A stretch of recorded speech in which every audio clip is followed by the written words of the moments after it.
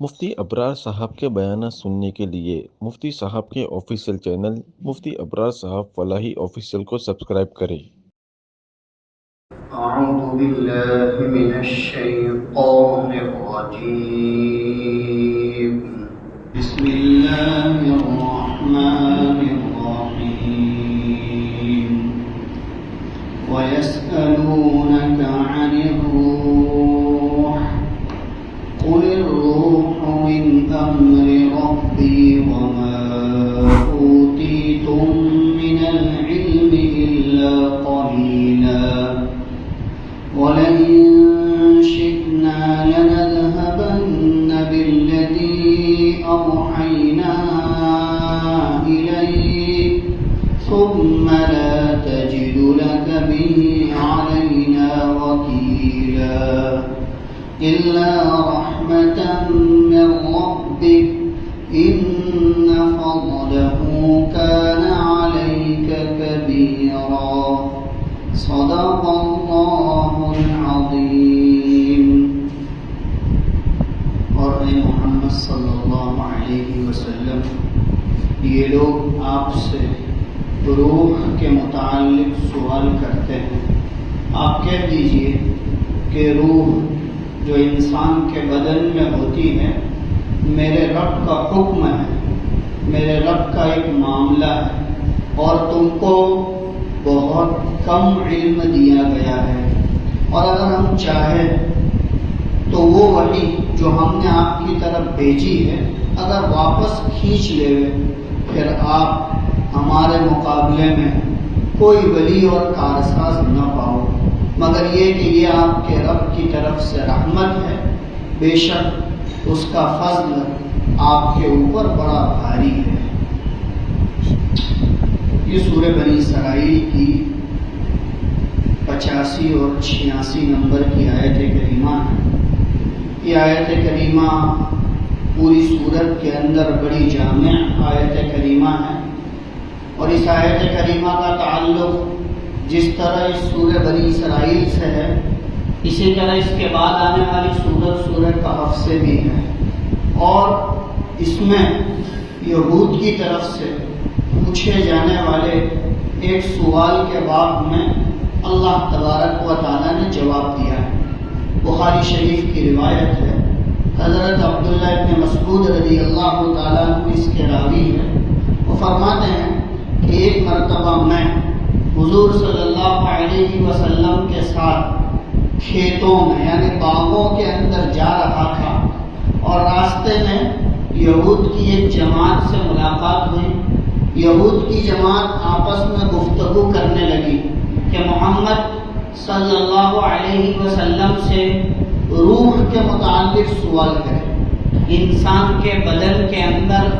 اللہ تبارک و تعالیٰ نے جو روح رکھی ہے اس کے متعلق سوال کرے۔ تو پہلے تو یہ لوگ آپس میں گفتگو کرنے لگے کہ پوچھنا چاہیے کہ نہیں پوچھنا چاہیے، پوچھیں گے اور کوئی برا بھلا جواب دے دیں گے تو کیا ہوگا، ہماری تذلیل کر دیں گے، ہم کو ذلیل کر دیں گے تو کیا ہوگا، ایسی باتیں آپس میں کرنے لگے۔ عبداللہ بن مسعود رضی اللہ تعالیٰ عنہ فرماتے ہیں پھر یہ لوگ آئے اور آ کر رسول اللہ صلی اللہ علیہ وسلم سے روح کے متعلق، انسان کے بدن میں موجود روح کے متعلق سوال کیا اور اس کے معاملے کو جاننے کی کوشش کی۔ جب انہوں نے سوال کیا اللہ کے رسول صلی اللہ علیہ وسلم خاموش ہو گئے، آپ تھوڑی دیر تک خاموش رہے۔ عبداللہ بن مسعود رضی اللہ عنہ فرماتے ہیں کہ مجھے یہ گمان ہونے لگا کہ اللہ کی طرف سے وحی آ رہی ہے، اور رسول اللہ صلی اللہ علیہ وسلم اس وحی کے اترنے کی وجہ سے خاموش ہو چکے ہیں، لہذا وحی مکمل ہوئی۔ اس کے بعد آپ نے یہ آیت کریمہ تلاوت فرمائی اور فرمایا کہ وَيَسْأَلُونَكَ عَنِ الرُّوحِ، اے پیغمبر صلی اللہ علیہ وسلم یہ لوگ آپ سے روح کے متعلق پوچھتے ہیں، قُلِ الرُّوحُ مِنْ أَمْرِ رَبِّي، آپ کہہ دیجئے کہ روح میرے رب کا ایک حکم ہے، وَمَا أُوتِيتُم مِّنَ الْعِلْمِ إِلَّا قَلِيلًا، اور تم کو علم اور معلومات بہت تھوڑی دی گئی ہے، لہذا اس روح کے متعلق سوال کرنا اور اس کی گہرائی تک جانا یہ تمہارے بس کی بات نہیں ہے. اس کے معاملے میں بس اتنا جان لینا کافی ہے کہ روح اللہ تبارک و تعالیٰ کا ایک حکم ہے، اللہ تبارک و تعالیٰ کا ایک امر ہے. اس کی حقیقت نہ اس دور میں کوئی جان سکا ہے، نہ آج تک کوئی جان سکا ہے، اور نہ قیامت تک جان سکے. اس لیے کہ جو چیزیں اسلام نے ذکر کی ہے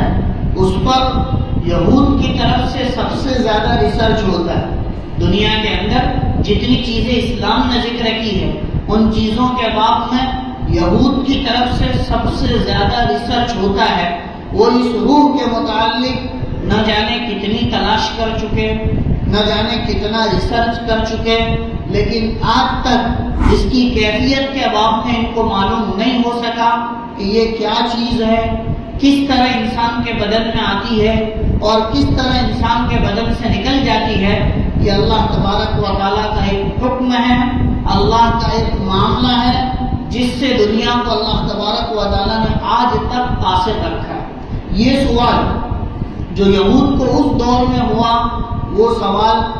آج بھی پوری دنیا کے اندر قرآن کے خلاف آواز اٹھانے والوں کو یا اسلام کے خلاف پکارنے والوں کو آج بھی ہوتا ہے کہ انسان کے بدن کے اندر یہ لطیف چیز جو دکھائی نہیں دیتی، جو دیکھنے میں نہیں آتی، اس کا وجود ہر ایک مانتا ہے لیکن دکھائی کسی کو نہیں دیتی. یہ اللہ تبارک و تعالیٰ کا ایک ایسا حکم ہے جو اللہ رب العزت کے پورے قبضے قدرت میں ہے. نہ انسان اس کو آنے سے روک سکتا ہے، نہ انسان اس کو جانے سے روک سکتا ہے. انہوں نے ساری کوششیں کی ہے. ایسا نہیں ہے کہ یہ ہم جو ہے وہ اس کے معاملے میں نئے ہیں، لیکن دنیا اس کے باب میں ساری کوشش کر چکی ہے. اس کے آنے کے وقت کو بھی انہوں نے چیک کیا ہے اور اس کے جانے کے وقت کو بھی انہوں نے گرفت میں لانے کی کوشش کی ہے، لیکن وہ اس میں لاچار اور مجبور ہو چکے ہیں کہ اللہ تبارک و تعالیٰ کے اس لطیف امر سے آج تک واقف نہیں ہوئے ہیں. اللہ رب العزت نے اسی وجہ سے آگے والی بات یوں فرمائی، وَمَا أُوتِيتُم مِّنَ الْعِلْمِ إِلَّا قَلِيلًا، اور تم کو جو کچھ علم دیا گیا ہے وہ بہت تھوڑا ہے، بہت کم ہے. لہذا اس علم کے مطابق تم اللہ تبارک و تعالیٰ کی مخلوق کو نہیں پہچان سکتے، اللہ کی حکمت، اللہ کی حکمت اور اس کی کاریگری کو نہیں جان سکتے. اس وجہ سے یہاں پر فرمایا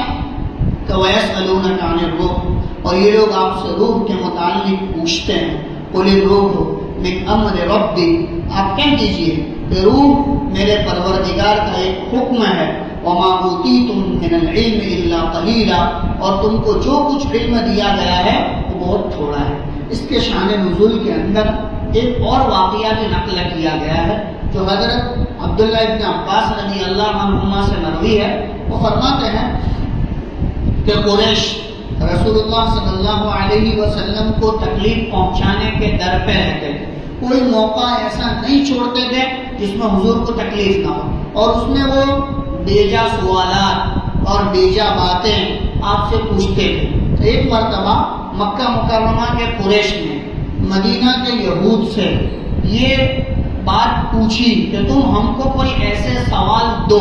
کہ ہم جا کر محمد صلی اللہ علیہ وسلم کو پوچھیں، اور ایسے مشکل سوال دو کہ وہ اس کا جواب نہ دے سکے. ایسے سوالات تم ہم کو بتاؤ. تو یہود نے یہی سوال بتایا کہ تم ان سے روح کے متعلق جا کر پوچھو کہ روح کیا ہے اور روح کی کیا حقیقت ہے. لہذا انہوں نے رسول اللہ صلی اللہ علیہ وسلم سے جا کر روح کے متعلق پوچھا، دریافت کیا. اللہ تبارک و تعالیٰ نے آیت کریمہ اتار کر لوگوں کو یہ بتلایا کہ روح کا معاملہ اللہ کے قبضے قدرت میں ہے. اللہ تبارک و تعالیٰ انسانوں تک اس بات کو پہنچانا نہیں چاہتے.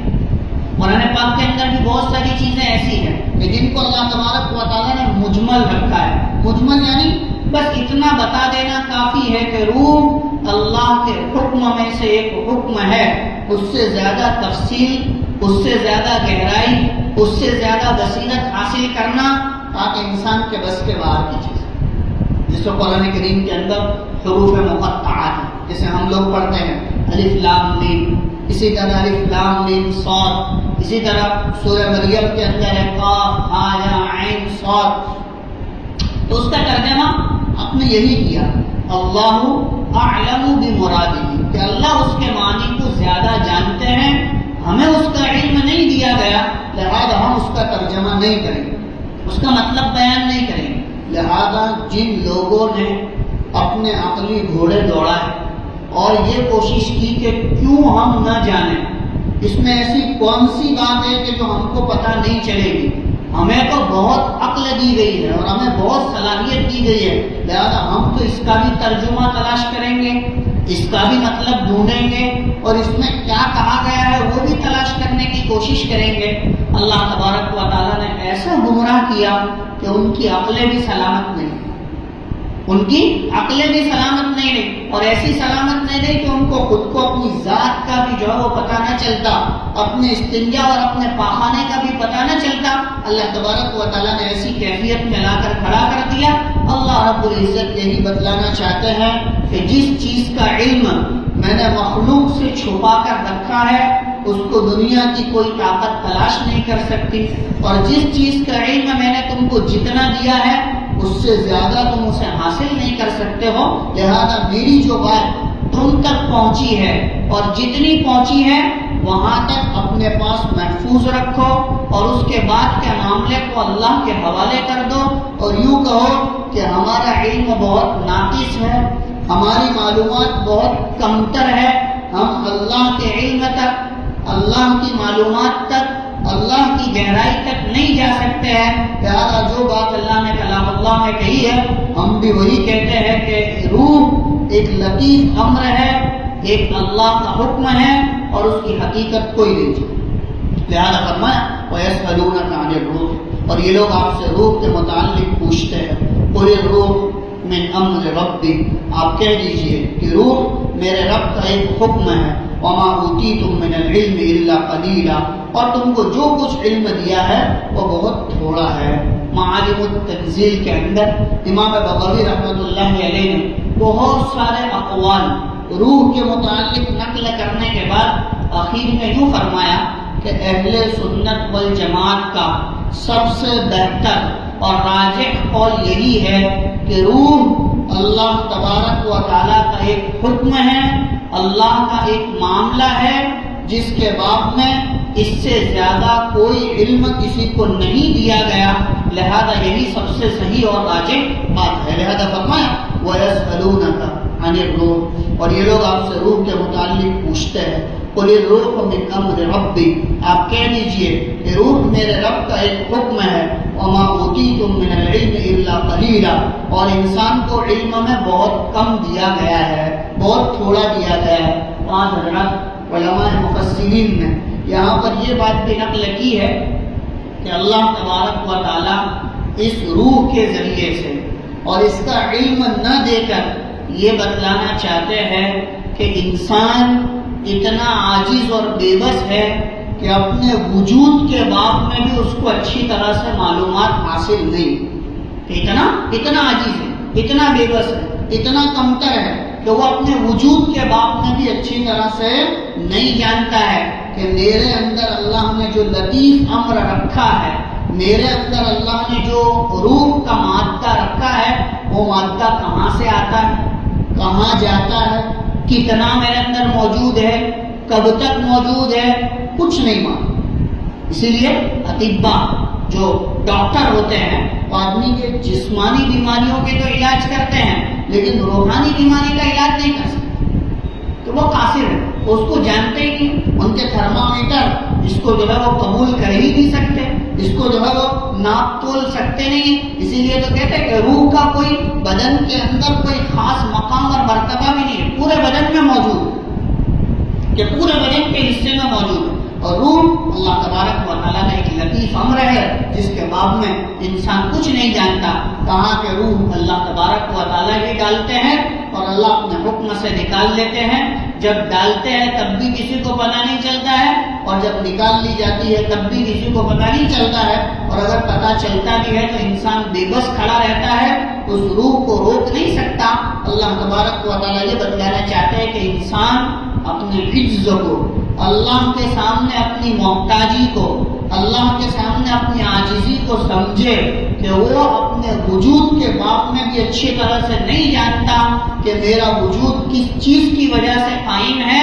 اور کب تک قائم ہے۔ لہذا فرمایا وَيَسْأَلُونَكَ عَنِ الرُّوحِ، اور یہ لوگ آپ سے روح کے متعلق سوال کرتے ہیں۔ قُلِ الرُّوحُ مِنْ أَمْرِ رَبِّي، آپ کہہ دیجئے کہ روح میرے رب کا ایک حکم ہے۔ وَمَا أُوتِيتُم مِّنَ الْعِلْمِ إِلَّا قَلِيلًا، اور تم کو بہت تھوڑا علم دیا گیا ہے۔ اس علم کی بنیاد پر تم اللہ کے اس معاملے کو یعنی روح کو نہیں پہنچ سکتے اور اس کی حقیقت کو نہیں جان سکتے۔ اس کی حقیقت اللہ تبارک و تعالیٰ کے یہاں ہے۔ اچھا ایسا نہیں ہے کہ اللہ رب العزت نے یہ آیت کریمہ اتار دی اور اس میں روح کے معاملے میں ذکر کر دیا، بس اتنا کافی ہے، نہیں۔ احادیث مبارکہ میں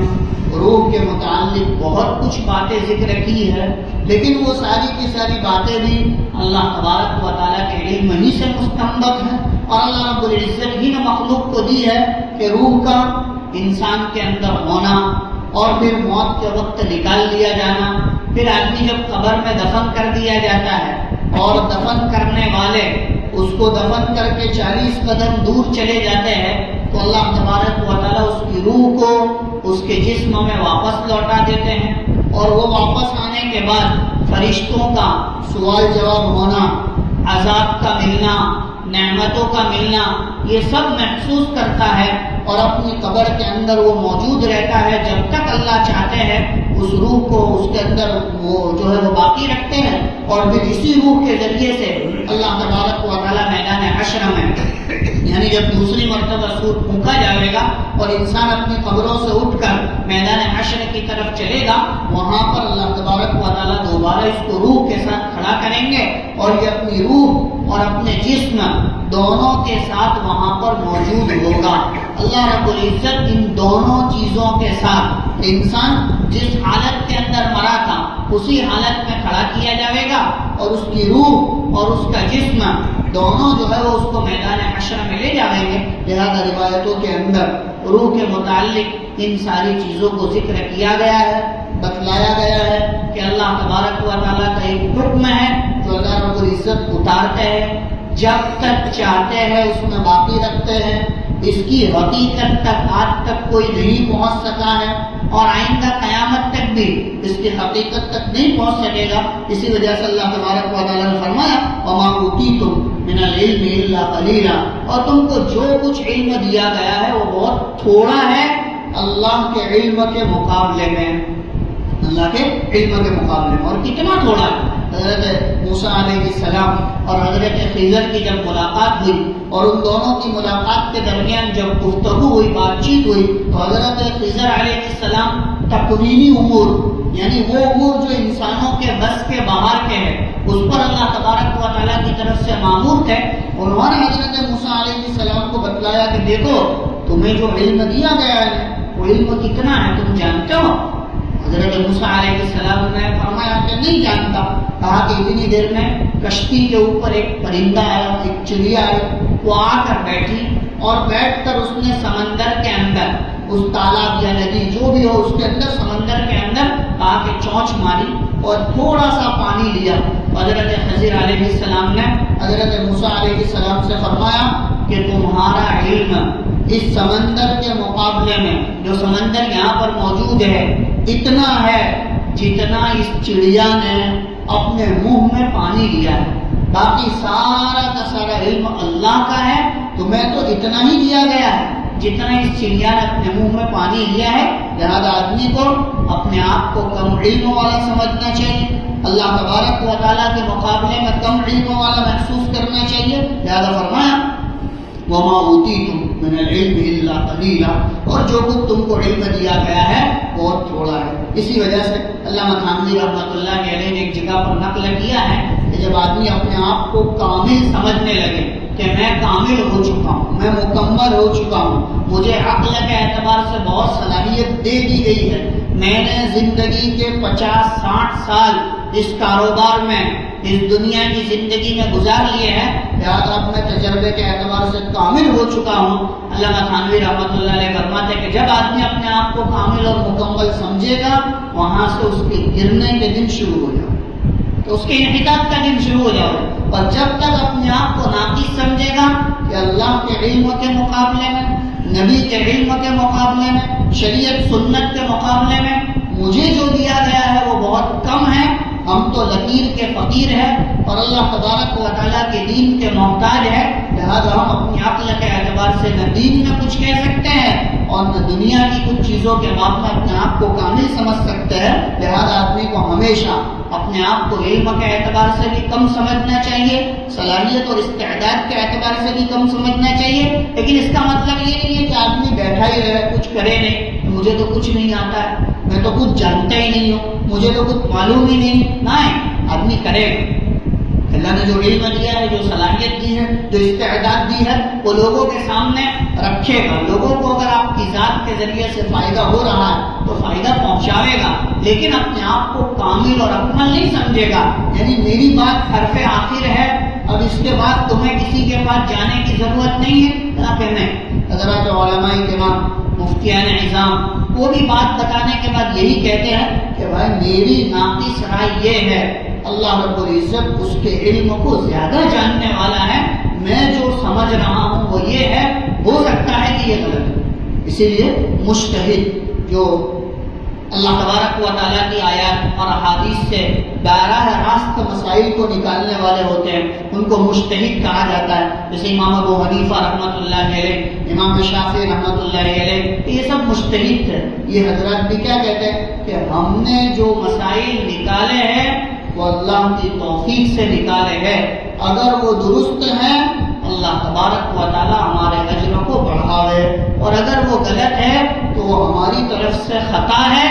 اللہ کے کلام میں اور رسول اللہ صلی اللہ علیہ وسلم کے کلام میں کوئی نقص اور عیب نہیں ہے، وہ ہمارا ذاتی نقص اور عیب ہے. باقی جو صحیح بات ہے وہ اللہ کی طرف سے. یعنی اتنی جو ہے وہ گہری بصیرت رکھنے والے بھی یہ بات کہتے ہیں. یاد فرمائیں وما اوتیتم من العلم الا قلیلا، اور ہم کو جو کچھ دیا گیا ہے وہ بہت تھوڑا ہے. آگے اللہ تبارک و تعالیٰ اپنے پیغمبر علیہ السلام کو اور بھی کئی باتیں ارشاد فرما رہے ہیں. اللہ سے دعا ہے اللہ ہمیں صحیح معنی میں ان آیتوں کا استحضار رکھنے کی توفیق عطا فرماوے، اور جو باتیں ان آیت میں اللہ تبارک و تعالیٰ سمجھا رہے، سکھلا رہے، ہمیں سمجھنے اور سیکھنے کی توفیق عطا فرماوے. آخر